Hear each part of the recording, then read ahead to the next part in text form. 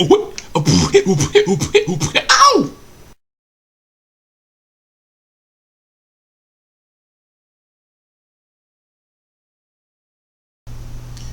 Greetings YouTube, this is DecKrash, better known as Brandon. Okay, I've decided to go ahead and start up my reviews of books. As many of you know, I'm an avid fan of science fiction and fantasy, being a nerd that I am. You have read or listened to my story, Her Hand in Mine. You know I'm an avid science fiction reader. And so I'm also a writer, of course, that you know. And I have a fairly large collection of books. If you see my Bookopolis video, both the science fiction and fantasy, those are my two main genres of choice. So I decided to kick off my little series of reviews by going on ahead and doing an interesting review, not but of one book, not two, not three, but of four. Some of you who already have either read the title or noticed the books down here know what I'm going to be reviewing. And that is the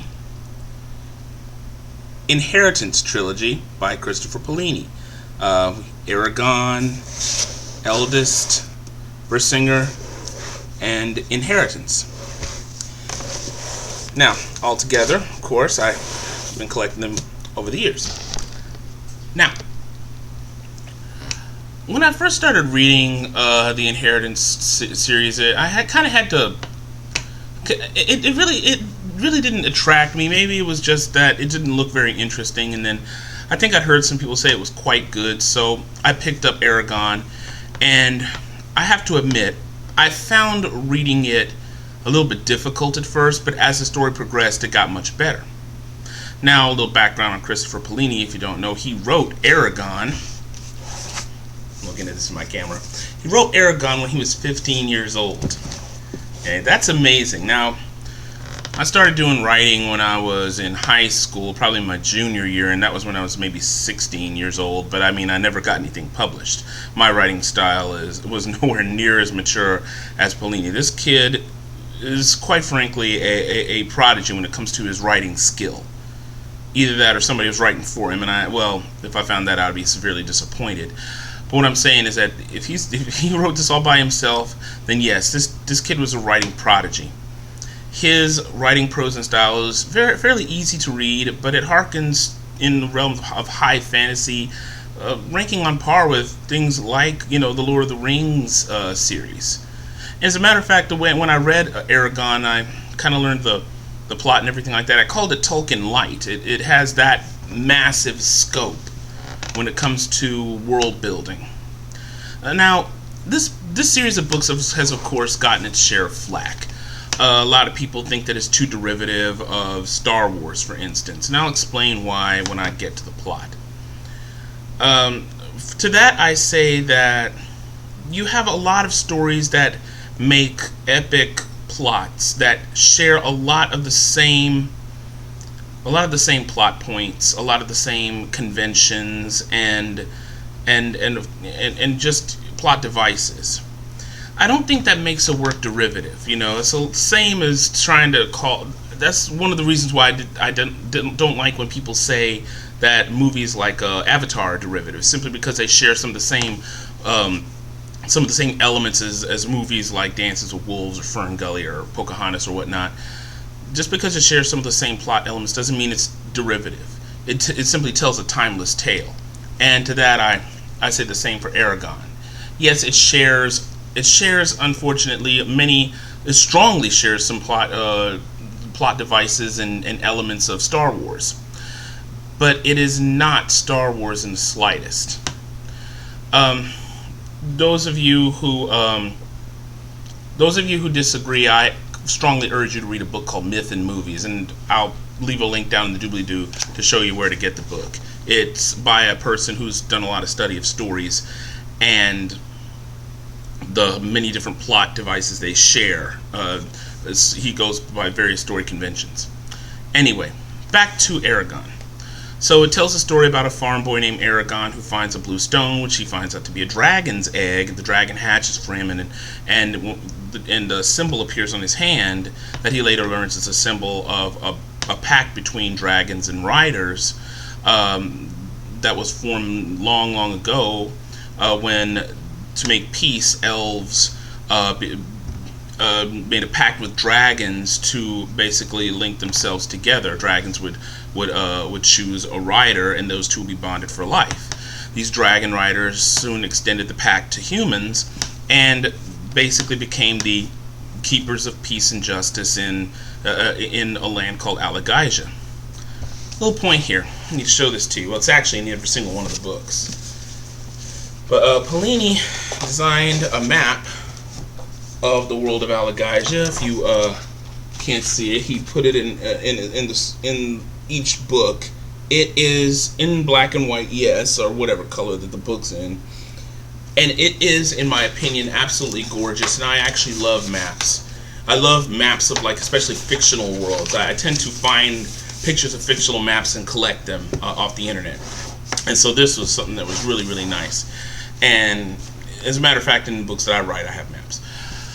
But he built this world and gave every part and place different types of flavors and scenery and the peoples.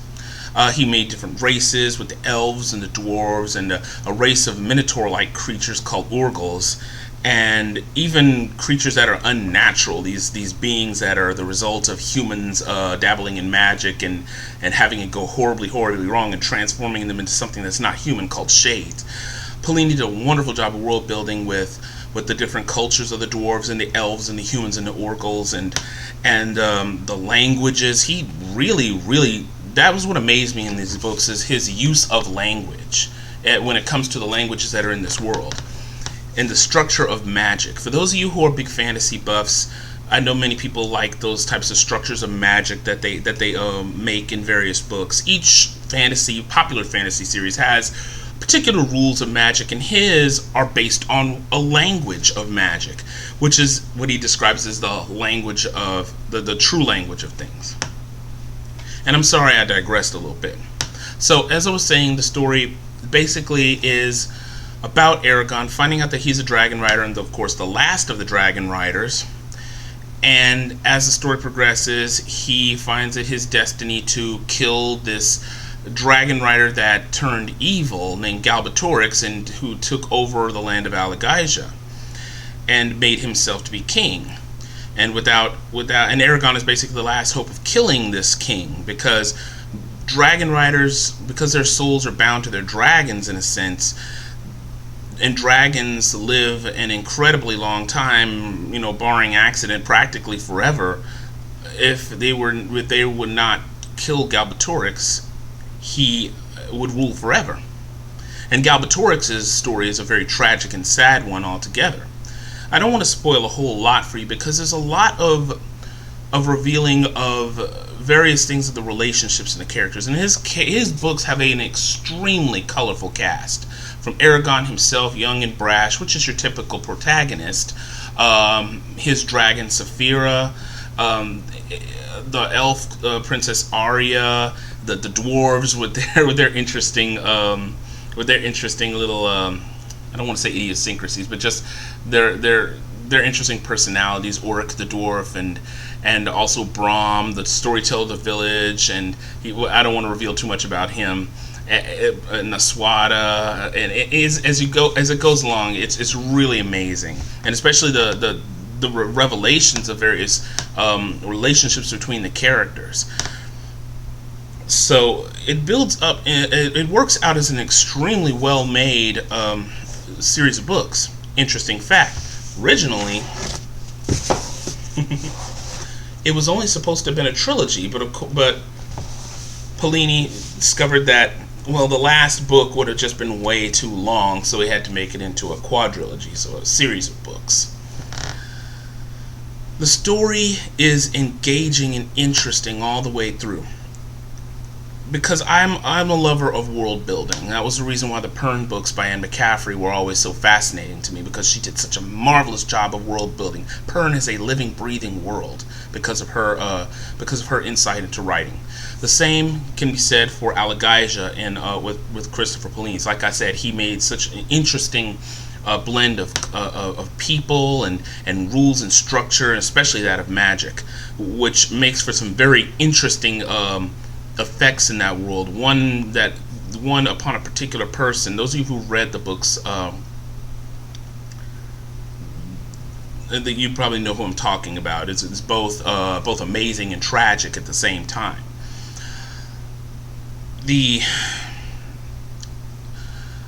As the story ends, there's some things about it that are a little.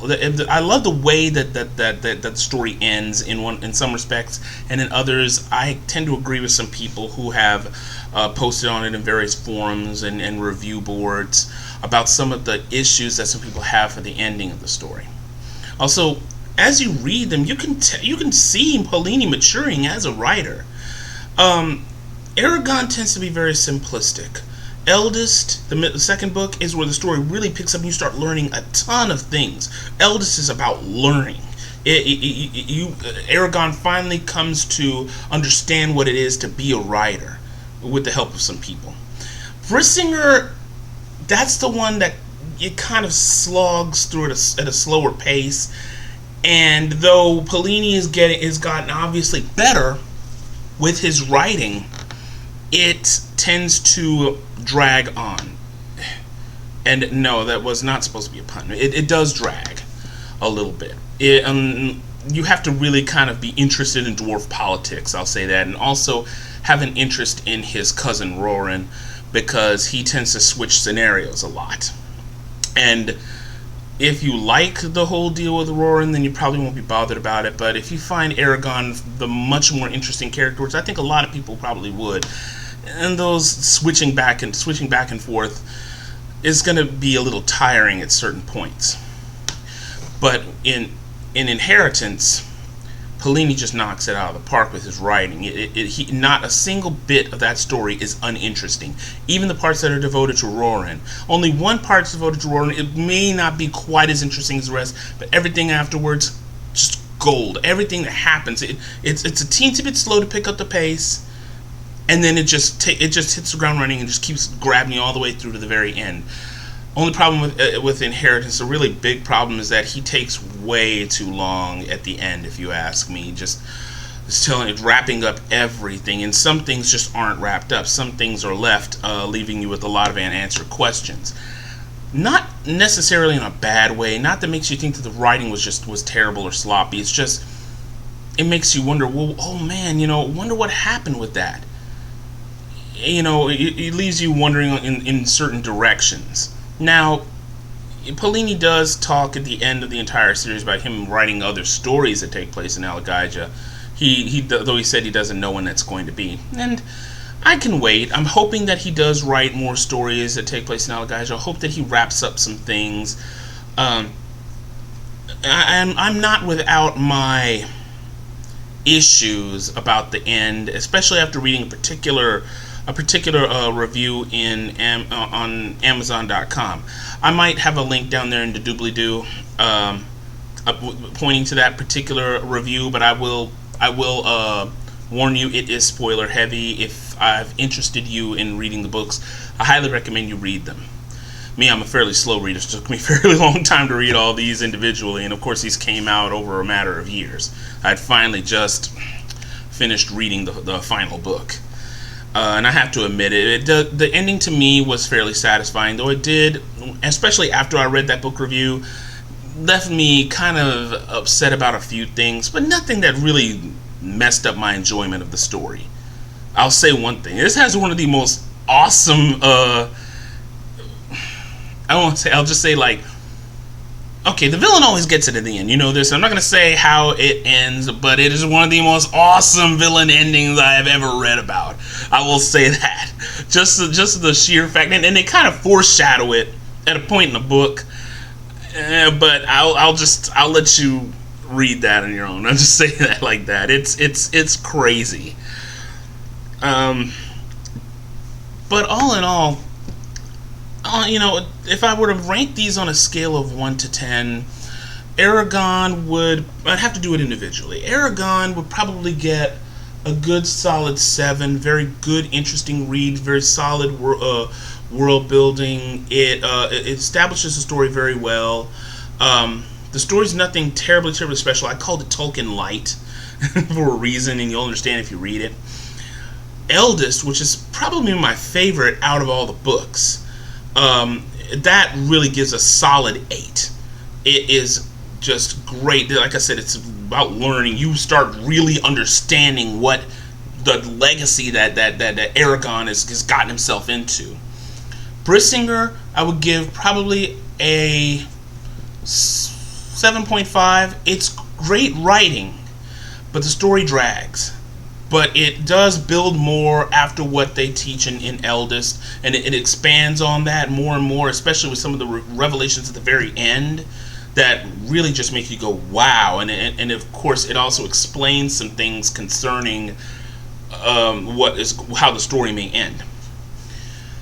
And Inheritance, I would give that one a good solid 9. This one's probably the best. I liked Eldest the best, but Inheritance, being that it was the end of the story and written the best, I have to give it the 9. It's great, you know. So this is the Inheritance series by Christopher Paolini. Now you don't have to go and get the whole hardback covers. I only reserve hardbacks for books I really like. Most of my books are paperback, with the exception of a few others. But I highly recommend them. And to those who sit there and complain about their derivative nature, like I said, I say don't worry about that. Enjoy the books for what they are. There will be things of the plot-wise that are going to come off as very familiar, but it does not subtract from the enjoyment of the story. If you're like me, you may find some things of the final book that are a little bit disappointing, plot-wise, that you wish that it could have been done other ways. And as a matter of fact, there were some things about the final book that I thought would have worked out better. You know, but hey, I'm not Paolini. I didn't write it. It's his baby. But still, great series, solid throughout. Has a lot of good high fantasy conventions and content. Great read all the way through. So, if you're interested in fantasy, and if you are a fantasy buff, I really think the Inheritance series will be right up your alley. I mean, I know that people can say, well, there are other books series that are much better than that, and I'm not denying that. I think that there are. This was really aimed originally, and actually it still is in most bookstores, in the young reader section, and it really is aimed at younger readers. It's much more. How could I put this? The writing is much more concise than your more adult sprawling fantasy stories, but still enjoyable read. Very fairly easy to read, and I highly recommend you go ahead and get it. So until next time, this is DecKrash with his first book review. And everyone out there, stay lucky and stay blessed.